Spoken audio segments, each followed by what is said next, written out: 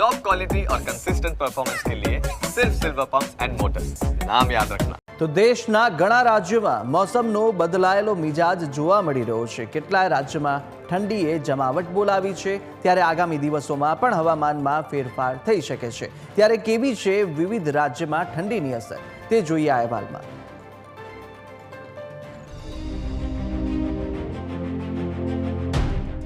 દેશભરમાં કાતિલ ઠંડીનો દોર શરૂ થઈ ગયો છે અને ઠેર ઠેર ધુમ્મસનો પણ પ્રકોપ છે।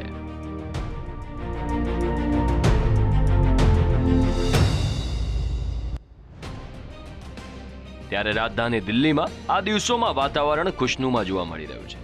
દિલ્હીવાસીઓ ખુલ્લા વાતાવરણ સાથે ઠંડીનો અનુભવ કરી રહ્યા છે। વહેલી સવારથી જ ઓછું ધુમ્મસ દેખાવા લાગ્યું।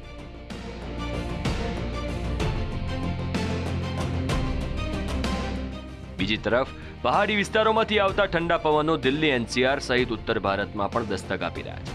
ઉત્તર પ્રદેશમાં કાતિલ ઠંડીની શરૂઆત થઈ ગઈ। પહાડી વિસ્તારમાંથી આવતી ઠંડી લહેરે યુપી વાસીઓને થીજવી દીધા। ઠંડીથી બચવા માટે લોકો તાપણાનો સહારો લઈ રહ્યા છે।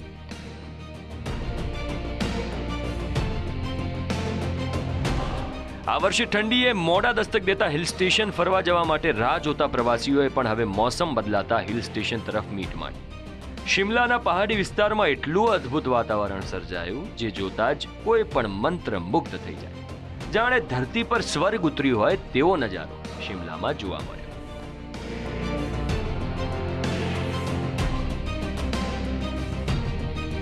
બીજી તરફ શ્રીનગરમાં ઠંડીથી ખુશનુમા વાતાવરણ થતા પ્રવાસીઓ ઉમટી રહ્યા છે અને ઠંડીના મોસમનો લાવો લઈ રહ્યા છે।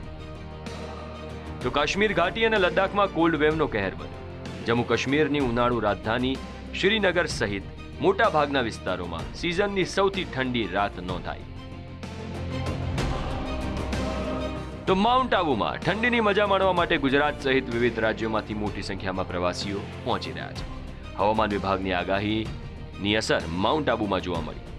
શહેરનું લઘુત્તમ તાપમાન -2 ડિગ્રીએ પહોંચ્યું। ધર્મશાળા હિમાચલ પ્રદેશમાં પણ પર્વતો પર ભારે હિમવર્ષાના કારણે ઠંડીનું મોજું ફરી વળ્યું છે। પર્વતોએ જાણે સફેદ ચાદર ઓઢી હોય તેવા દ્રશ્યો કેમેરામાં કેદ થયા। Bureau report, news capital.